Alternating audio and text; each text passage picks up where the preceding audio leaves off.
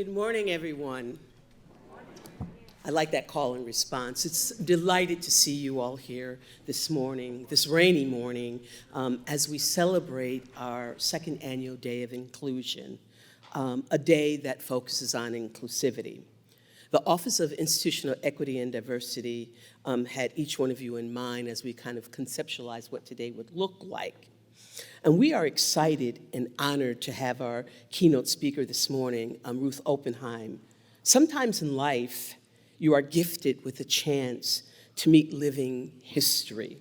Such was the case when I had the awesome opportunity to meet Ruth. And you will be introduced to her more completely by President Paxson.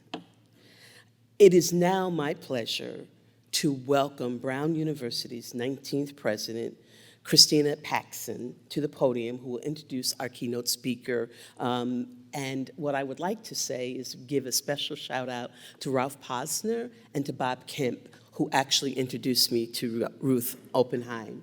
President Paxson.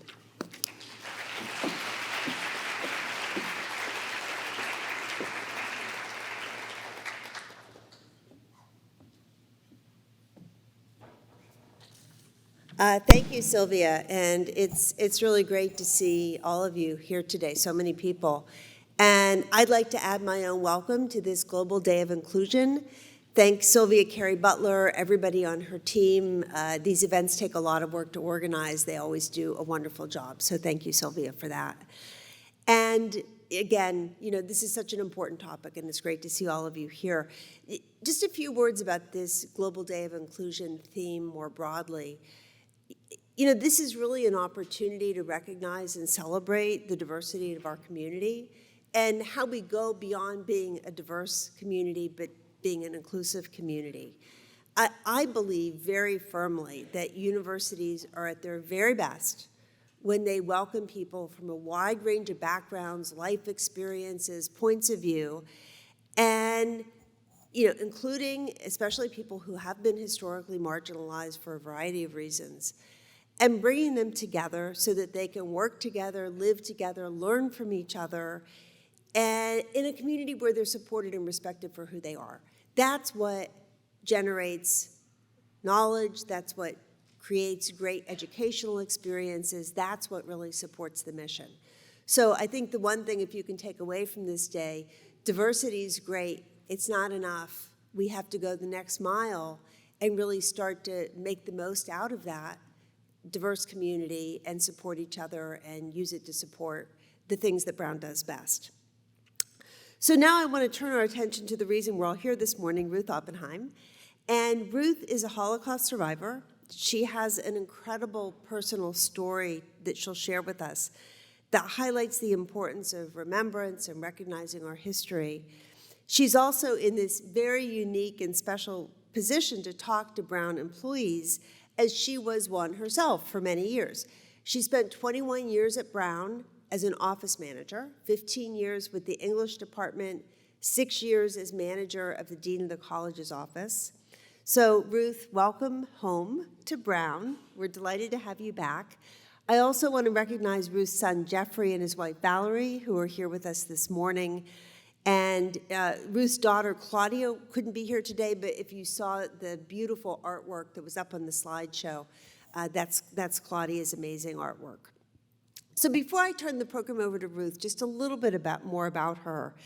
She was born in 1927. She grew up in Germany.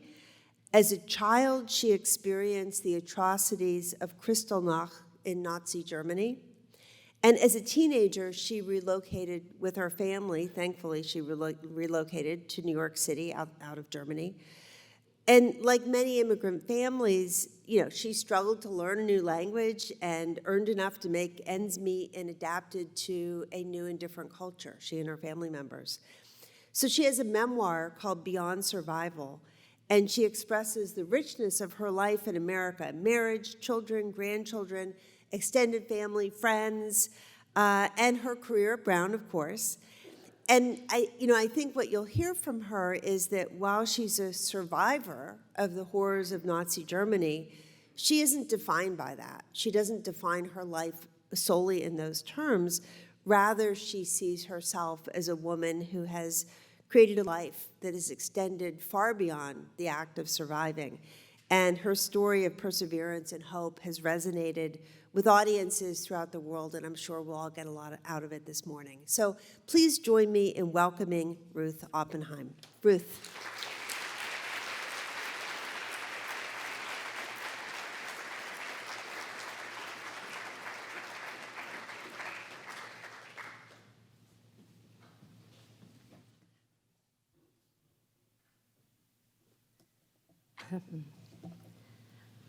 I'm honored to speak to you today. My 21 years here at Brown.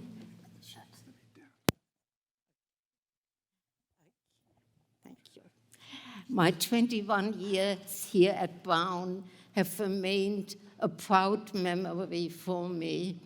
I'm grateful to the late Professor A.D. Van Nostrand, who thought outside the box when he hired me with my distinct German accent to manage the English department, no less. I worked there, as was mentioned, 15 years, serving under 6 different chairmen. I'm also most grateful to Professor Sheila Blumstein, who hired me as manager of the Dean of the College Office at the age of 60, which at the time was considered old age. But my task here today is not limited to thanking these formidable professors. My task is much more emotional for me. I'm here to talk to you about my childhood in Nazi Germany and about Kristallnacht, November 9th, 1938, which was a turning point in Jewish life in Germany and Austria. It also marked a significant turning point in my life. Kristallnacht was a pogrom instigated to revenge the assassination of Ernest von Rath, a German official at the Paris embassy. He was killed by a 17-year-old Polish Jewish student, Herschel Greenspan, who was enraged that his parents were expelled from Germany after living there for 25 years. But first, I would like to give you a short view of my background. I come from Werne, a small town in northern Germany.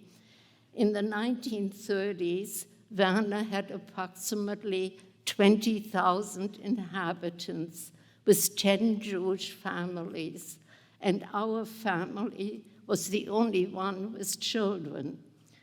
The inhabitants were mainly Catholic with some Lutherans. My family had lived in Werne since 1784 and was well accepted. I had 2 older sisters and a younger brother. I attended the nearby elementary school, where I liked my teacher very much. She was strict and exacting, but she was also fair and treated me kindly. Since in Germany there was no separation of church and state, Fräulein Tieks also taught catechism. And during that hour, I was sent into the schoolyard. As I stood alone outside, I wondered what the others were learning. I well remember that lonely hour in the schoolyard and my awkward return to the classroom. I felt very much the outsider. After elementary school, I attended a church-affiliated high school. At first, there was pleasant sociability with classmates whom I knew from elementary school. but new regulations constantly brought changes. Teachers were replaced by uniformed SS personnel. I felt terror-stricken by my English teacher, whose black uniform figure loomed in front of the classroom. He held a reed in his hand to emphasize the cadence of the English words and to use it on the fingertips of inattentive students, not at all conducive to my learning English. New restrictions were constantly announced. By 1938, Jews were not allowed to attend movies, concerts, swimming pools, skating rinks, and any public event. Playmates distanced themselves and joined the Nazi youth movement. We never refused to attend school somehow. It was our only means of getting an education. My father used to remind us that what you learn, no one can ever take away from you. We continued to attend even when new regulations limited us to attending without participating in any way. I remember sitting in back of the classroom and no one was allowed to speak to me. During recess, I watched my classmates play while I stood alone, wishing for invisibility. That remains a vivid, sad memory. This is what life was like before the 9th of November, 1938, known as Kristallnacht. It's 85 years ago, but for me, it remains a very sad memory. I vaguely remember waking up that night with pounding on our front door. Our house faced the main street, and now a mob was shouting, "Out with the Jews," in contrast to the usual quiet of the street. I heard my father pleading, "I will come with you, just spare my family." They pushed and dragged him down the street with boasts of imminent revenge. In horror, we watched from the upstairs window. Some of the men had rushed into the house. Sobbing, we huddled together. A neighbor recalled later that she had heard us repeat over and over again our pleas to God to bring our father back alive. Sometime later, we were paralyzed by a creaking at the back door and then sounds of shuffling up the stairs. Too frightened to move and knowing that there was no escape, we clung to our only remaining source of safety, our mother. And when the door opened, it was my father, streaked with blood and hunched over, holding the Torah from our synagogue. We clung to him with tears and questions. He said he was all right and that it was safer to separate and hide. We got dressed in the dark and hurried down the back stairs. Each shadow intensified our terror as we fled across the garden to the back street where a remnant of the town's ancient wall stood, a wall that had shielded the townspeople from their enemies in the Middle Ages. We hid behind beer barrels. At dawn, our next-door neighbor came. Her husband had come home from the night watch at the police station, and she told us that the police had been helpless. but that the Nazis had no orders to hurt women and children at that time, so we could return home. Feeling weary, numb, and cold, we hesitatingly opened our back door. Dazed, we wandered through what once had been our neat and orderly home. Lamps were smashed, crystal lay scattered everywhere. Books had been thrown out of the window, together with photo albums and treasured keepsakes. Eventually, a phone call informed us that my father was in the hospital until he could be transported to jail. We were allowed to visit him in the hospital. It was fortunate that we lived in a small town. In the cities, the men were sent to concentration camps. My father tried to reassure us and keep his usual reserve as we kissed and hugged him goodbye in the hospital, but it was noticeably very difficult for him. My father fared better than the other Jewish men. One lost an eye, another fell from his roof. At home, we listened to announcements over the radio. Shocked, we heard that the Jewish bank accounts had been confiscated, as well as Jewish businesses. Jewish children were expelled from school, which somehow bothered us, though school had become a torment. Jews had to pay for the repair of the destruction caused by the Nazis. My father was imprisoned with the other Jewish men in a little jail outside of town, a converted barn owned by a policeman who was somewhat embarrassed he had known these Jewish men for a lifetime. Even after he was released, my father never spoke about the 9th of November and what had happened that night. It was only from others that we heard how the Jewish men were rounded up on the market square. They were ordered to destroy the Torah as our one-room synagogue was being demolished. My father, as the leader of the Jewish congregation, refused despite relentless beatings. He would not give in to the shouting mob and destroy what he had always held sacred. Why did they relent eventually?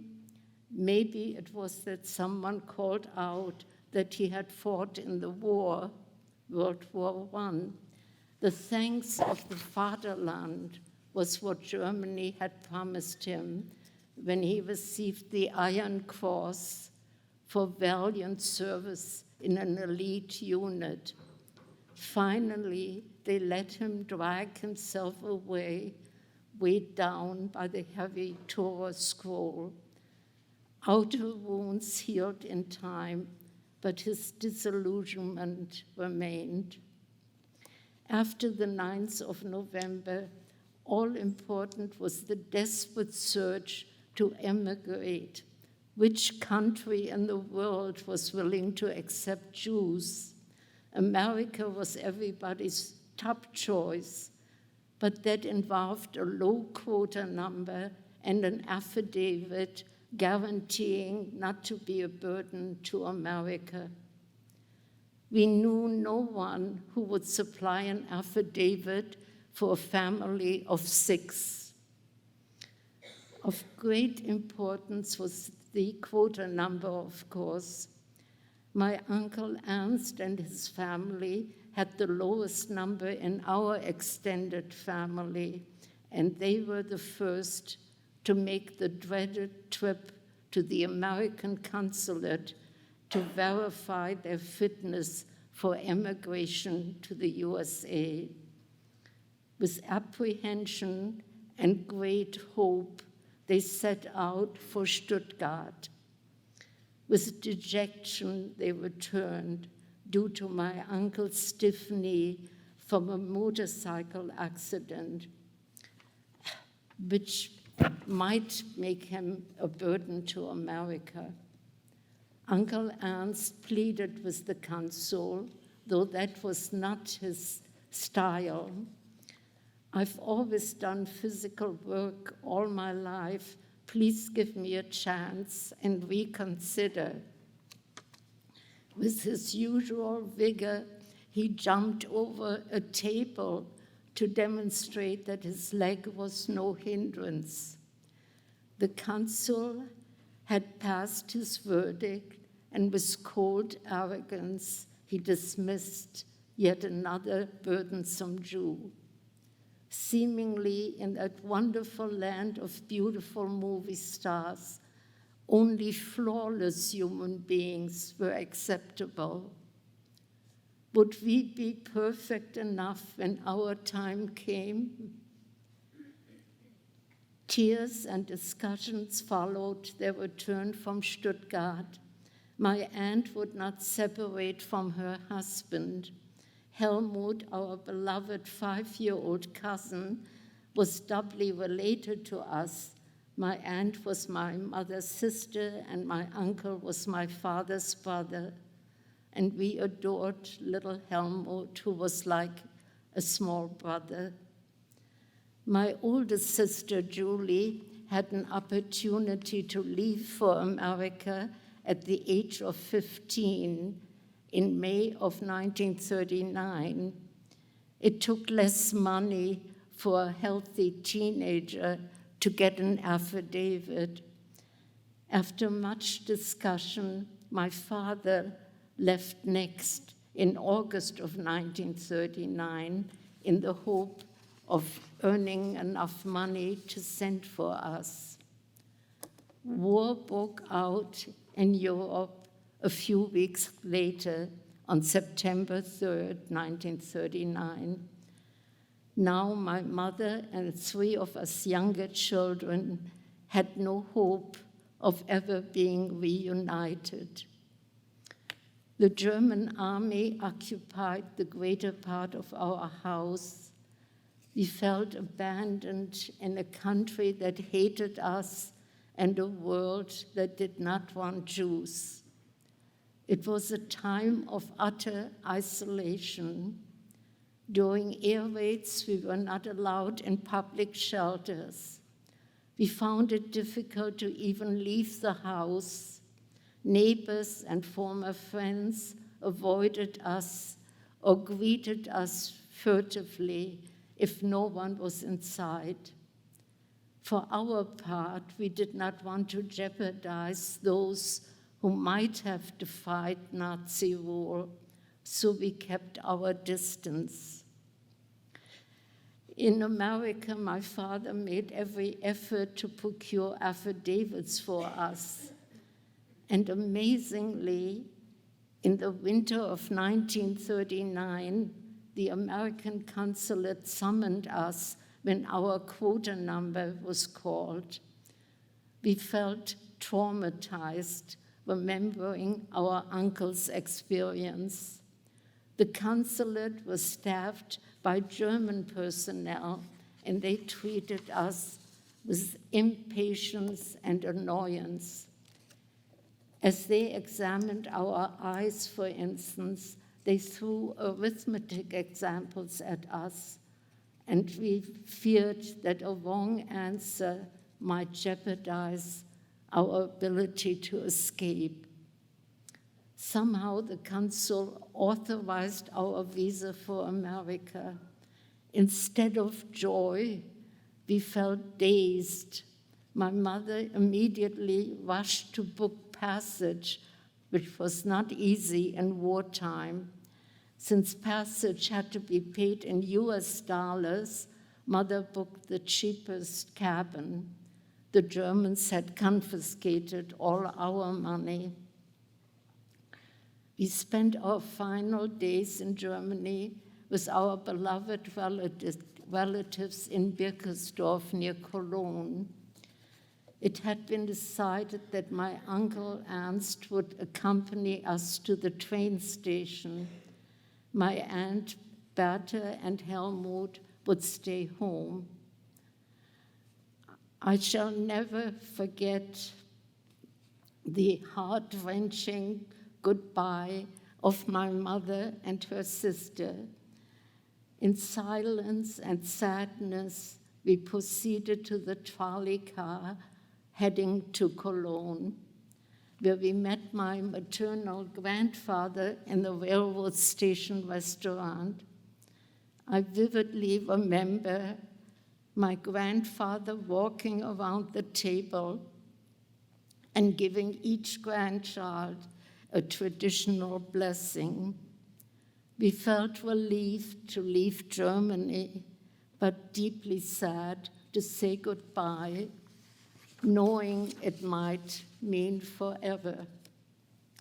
My uncle accompanied us to the train platform. He gave each of us a small gift that my aunt must have bought. Mine was a small green leather sewing kit. It is tattered by now, but I have treasured it over the years. I watched my favorite uncle through the train window as he wiped his tears. The day was January 21, 1940.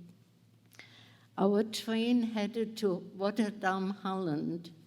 Silently and apprehensively, we sat on a cold wooden bench, hardly daring to look up or move. Uniformed Nazis patrolled the train. We feared interrogation and being pulled off the train in the last minute. Eventually, I heard a commotion and then prayers and rejoicing. We had crossed the Dutch border. The Nazis had left, utter relief, but to the best of my knowledge, we never moved from that cold wooden bench. The Dutch social service was kind and welcoming.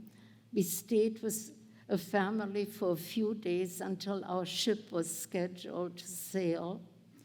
We asked our kind hosts whether they feared a German invasion. They were confident that their dams would protect them. Sadly, they were mistaken.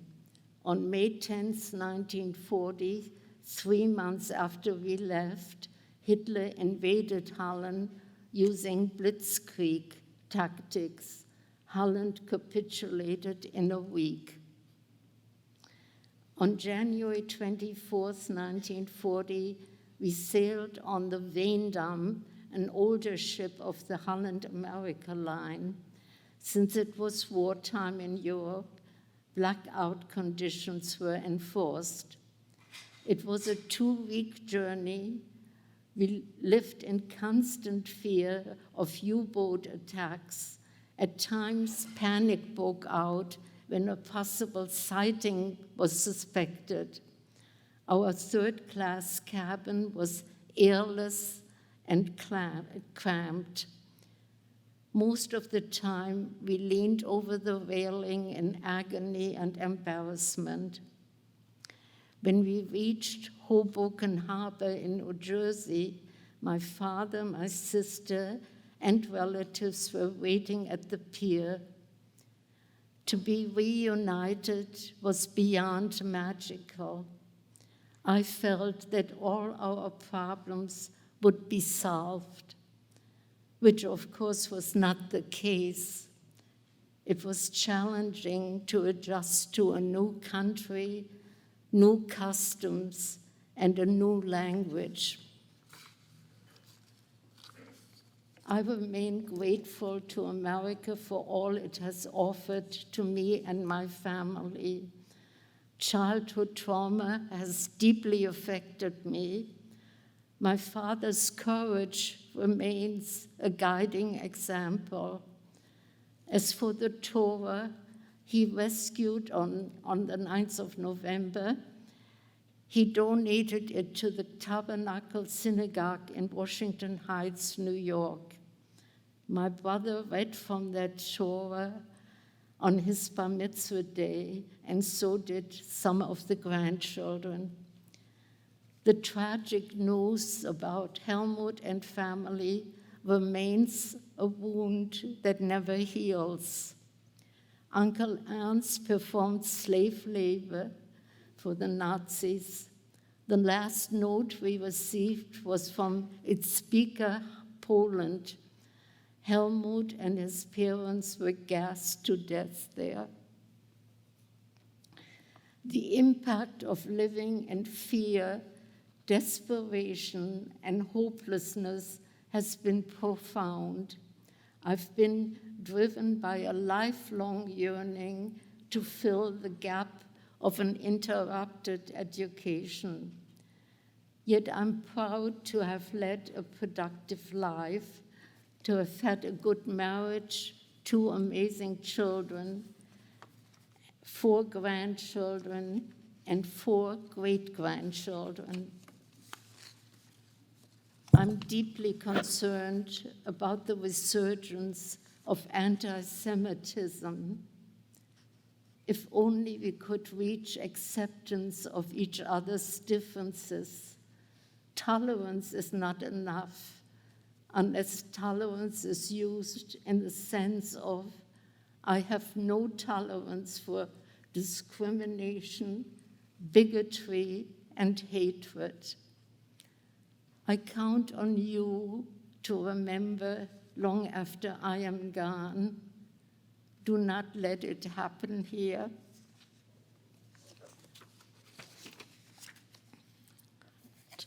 And I'm open to questions.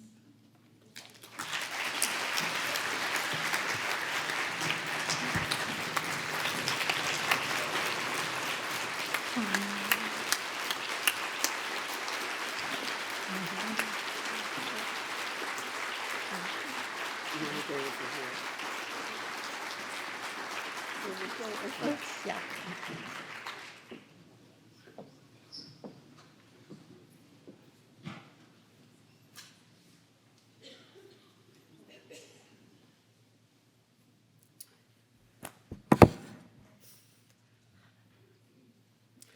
I'm full. Ruth, I'm really moved and inspired. Thank you for being here today and sharing so much of what must be difficult, but what's so important for us to hear, lest we forget.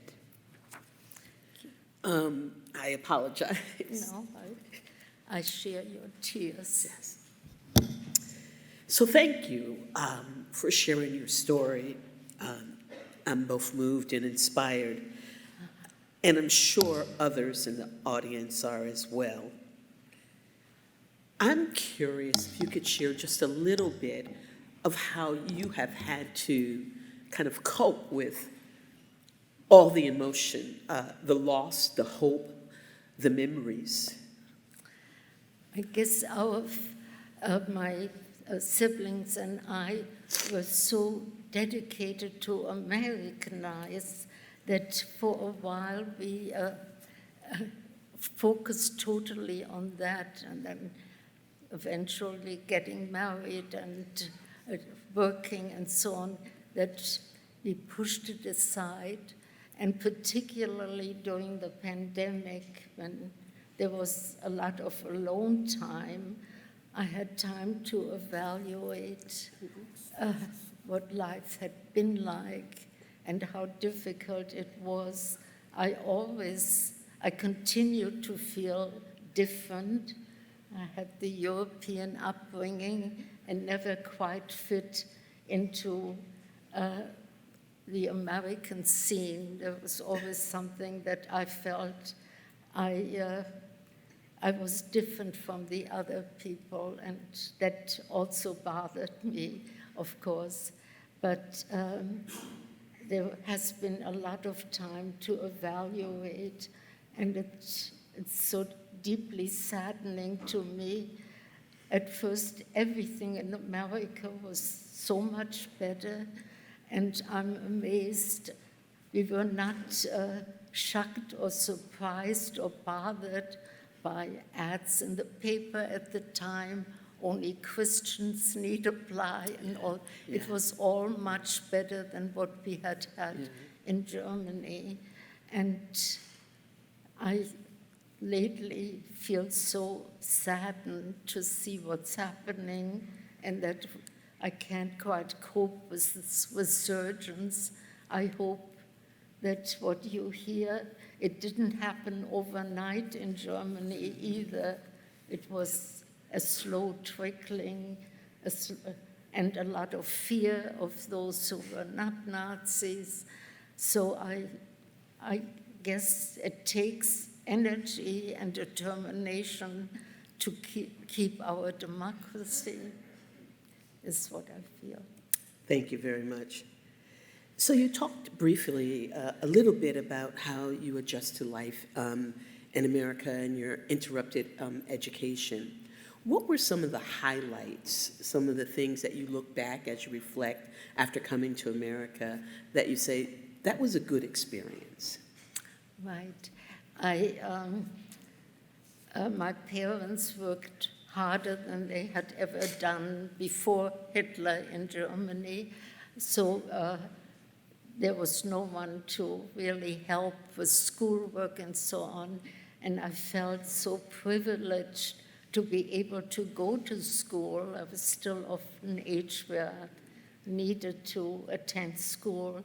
So I gave that all my energy and was successful at that and proud to be able to go from high school.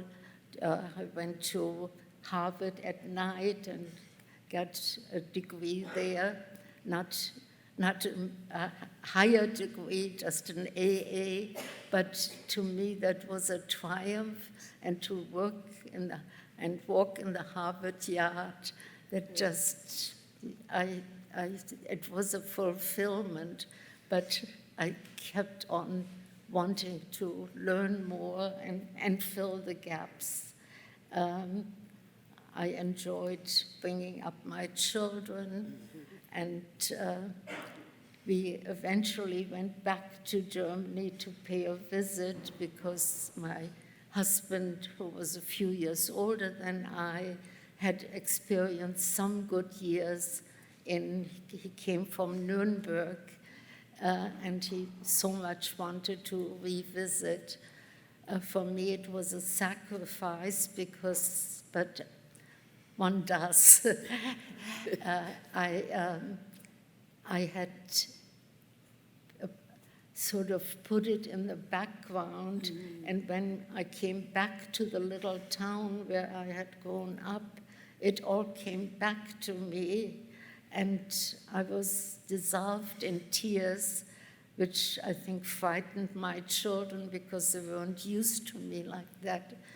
All the memories, and walking past the school where I stood near a tree and no one was allowed to talk to me, and all the tears just came.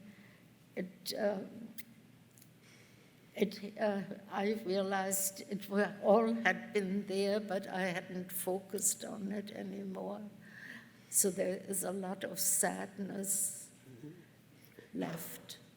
Your book is absolutely wonderful, and writing your book, telling your story and remembering, was that helpful for you just as your journey back to Germany and helping you process some of the things that you had experienced? Certainly organized me, and I have a very good friend who did the editing, and so I've been so fortunate in making good friends who have much more of an education and were able to help.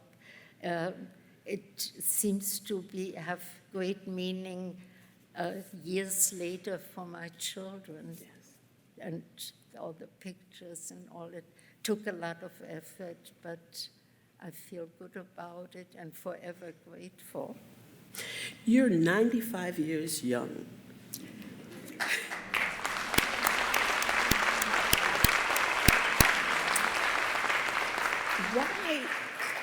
Why is it so important to continue to tell your important story? Yes, for one thing, I don't want it to be forgotten about this little Helmut, and I hope that what you hear from me will make you more aware that discrimination is so pulls all of us down, and it isn't what our democracy should be like.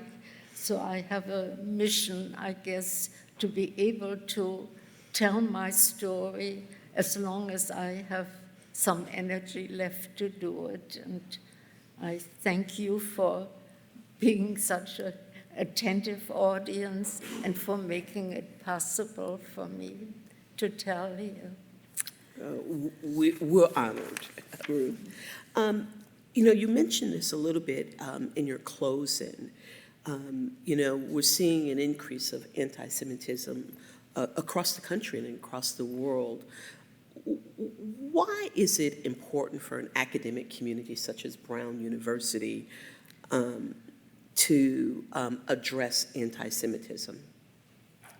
Because it's like a sickness that becomes worse and worse, and I don't think that people are totally aware of making others feel so different. And I have seen the end result of this, of good people, and there were some good people, but there is then a fear, and you want to be part of a group, and if that group is anti-Semitic or anti-Black and anything, it will gather more and more people who will have similar feelings, yeah.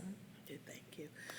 At this point, if there are questions from the audience,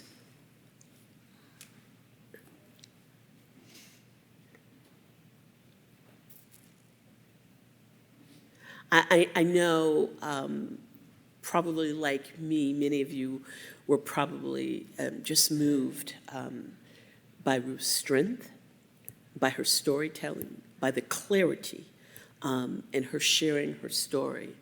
But this is a wonderful opportunity, so we're open to any questions.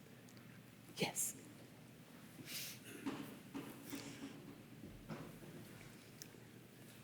So given that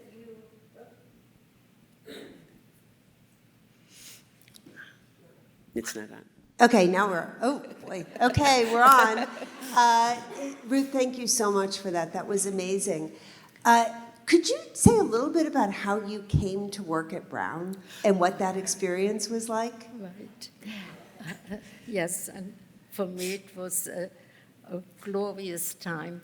I'm of the era where wives moved wherever the husband had a career, and my husband worked with Ralph Posner, and we moved from the wonderful Boston area, which we loved, to Rhode Island, where my children were already in college at that time.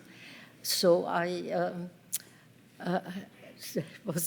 my husband was totally involved with the work that he was doing, and it was very lonely at home.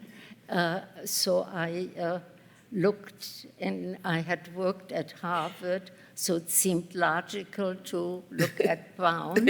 I was a little shocked at first because Harvard had a lot more money and the wages were higher, but I I never regretted working at Brown. I went for several interviews, and the reason I mentioned Professor Van Nostrand, I had gone to the biomed department, and they had positions that paid more, and he was concerned that I would not choose the English department. But there were a lot of situations later on when I answered the telephone in the English department by chance. There were secretaries who usually answered.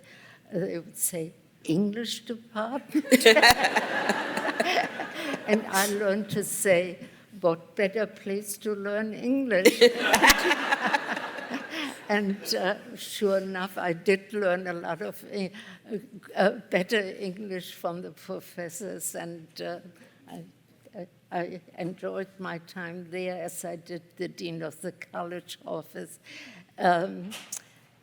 So I guess since I didn't go for major degrees at universities, at least the idea of working in the university and being surrounded by knowledge, and I went to the courses that they gave at night, I guess it filled a need in me, that searching for filling the gap of an interrupted education must have been that I just enjoyed going to work. I enjoyed walking around the campus, and it was a wonderful time for me, and my husband was most encouraging and became a part of the social group at Brown. So I look back on that time as a very gratifying time. Thank you.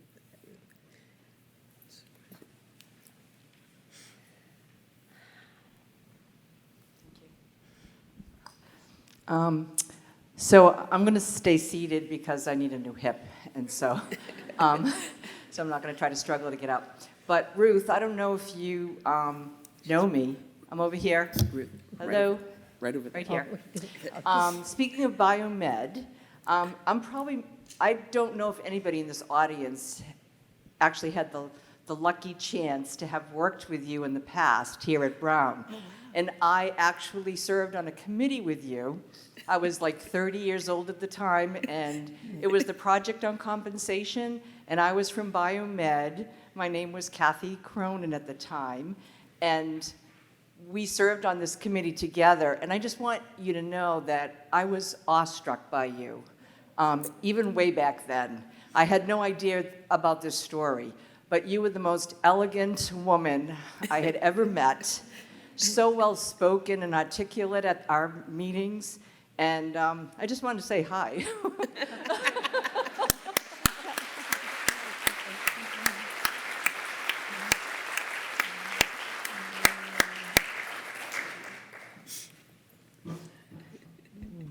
Hello, and thank you for sharing your story, ma'am. When you was telling about the transition, you said that it wasn't extreme at first.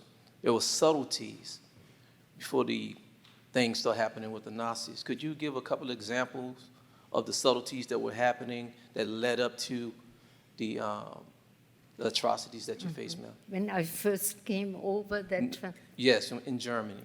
Mm-hmm. You said it was subtle before it became extreme. And how what happened in Germany, it was slow, but then the Nazism, it developed and it turned into what you experienced. It was so disappointing. If you're talking about the transition in Germany, I was a child then, but it came slowly, and as I mentioned, my parents were well accepted in the community, and also it wasn't an overnight situation, and we felt, well, there always was anti-Semitism is part of our life, and we were accepted that. And when it became like that 9th of November was the turning point where there were no ifs or buts. We couldn't go to school or anything. And even more so, I can't, in my little speeches, go into the details. For instance, we learned later that the teachers of the school the next day took their classes to the Jewish houses where the books were lying on the street and everything else, to show them what was done to the Jews as punishment, as it should have been done, which to me seemed so incredible. I guess I wasn't able to process it. That's why I pushed it aside and learned about it later from my older sisters. So the children were constantly subjected to this kind of thing and taught how in the classroom the teachers would talk about the dirty Jews. And in my mind I was thinking, but gee, we're the only ones who have modern bathrooms and so on. But it was so painful to hear. And of course, the Jews were responsible for the First World War and what happened with the armistice and all that. So it was a constantly being pushed down. And that was very hard to overcome in a new country where the children tried to be friendly with me, but I didn't understand what they were saying because there was no learning. What is it today? There's learning second language, yeah.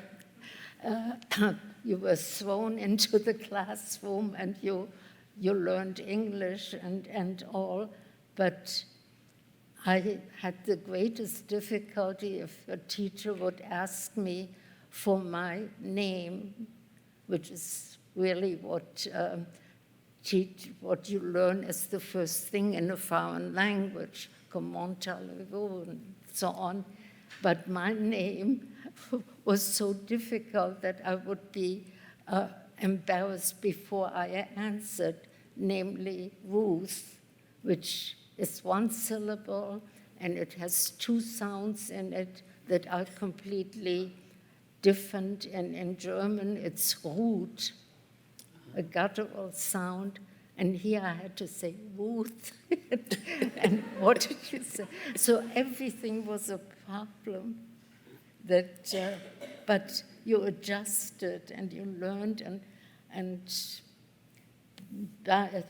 when I still remember the first American dress that my parents bought for me. I will never forget it because I was dressed differently and hand-knitted dresses maybe from Germany, a great adjustment. And I'm glad that these grandchildren and great-grandchildren will have, I hope, an easier life, unless the whole society will disappoint us. Thank you for that, Ruth. And I think that that's a reminder. Ruth's story is so important to be told because if we do forget, it has there's a chance that it could happen again, and it could happen here. So I really appreciate your question, and I really appreciate your response. Are there any last, yes, there's, oh, wow, okay. Thank you again for sharing your story. You had mentioned that you had returned to your small town later on in years. Were there any of your former neighbors there, and how were you received when you went back to your town? Yes, I did meet a classmate who was came to this country on a Fulbright scholarship, and she was a professor in Freiburg, where there was a big university, and we became good friends. And she filled me in on a lot of these stories, like she said the next day when the teacher took them to see this is what was done to the Jews and they deserved it. She saw a composition of mine. That's what she said. It seemed a little way out, but lying in the street, you know, and she was trying to make up, but it wasn't her fault, though I've struggled with forgiveness, and we were so intent on being American and Americanizing that we never bought a German product. And I just recently bought a vacuum cleaner. But it made no sense. People would say, oh, but in Israel they have German cars and so on. It was so deep. So there was that contrast. You hated everything German. We didn't want our parents to speak German. They went to school at night after a hard day's work to learn English. Because why I never lost my accent, I don't know. But the hatred, I'm not proud of it. And certainly the next generation can't take the blame, but that's how deeply we felt about Germany. No, but that's a good answer for you, but there are many of us who have that contrast of still enjoying the food that we're used to, the dishes, the baking and so on, but nothing else that would amount to anything that is German. It's really sad, huh?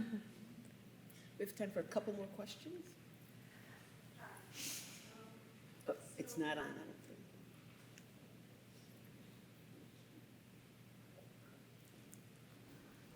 Thank you.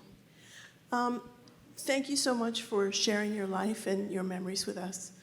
My question is, I was thinking about what you said about, in your childhood experience, about being sent out to the playground during the catechism class and the isolation that you experienced being a minority in grade school. And I wanted to ask you if you felt that experience of how you were treated and separated out from the rest of the children in the school who were not Jewish, if that kind of experience could have been handled differently in a way that would have kept you connected to the community, and if that kind of experience is part of the reason why so many terrible things happened to the Jewish people at that time. And so I guess I've been thinking about inclusion and connection, and I don't think strictly intellectualization is enough to stop it from happening again here. I think there has to be empathy and people connecting and identifying with each other as human beings. And I wanted to ask if you had any thoughts about not just intellectual experience, but emotional connections and how that might have changed what you went through and what you suffered. of course, the other children, they were not allowed to talk to Jews, so it wasn't if someone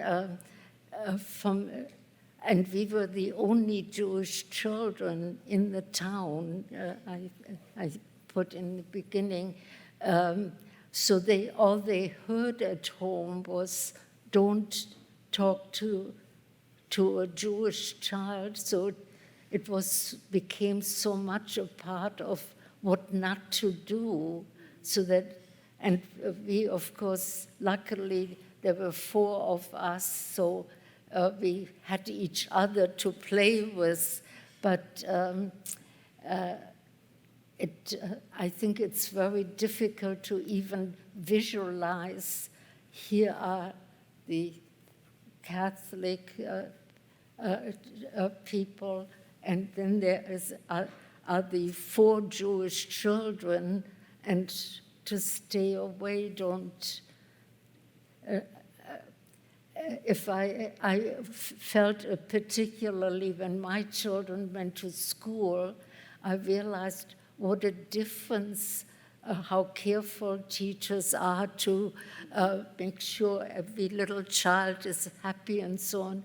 And here we sat surrounded by children who were not allowed to talk to us, who only heard bad things about Jews, that I can't even begin to really analyze it. Only when I came back that I realized how did we continue to subject ourselves to that, only because my father was so intent on us realizing what you learn, they can't take away from you. It was an utter isolation, and I guess I'm at a loss to describe that, the feelings. Only in time did I, with the pandemic and so on, did I look back on this, and also learning that this the feeling of being different and the terror of my childhood, some of this scientifically gets transferred to the next generation, and that to me is sad. But that was not something I realized. There's an actual transfer. So I hope it ends there, but of course, from what I see, it doesn't. Thank you.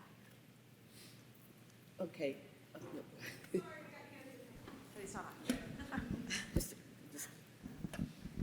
Hi.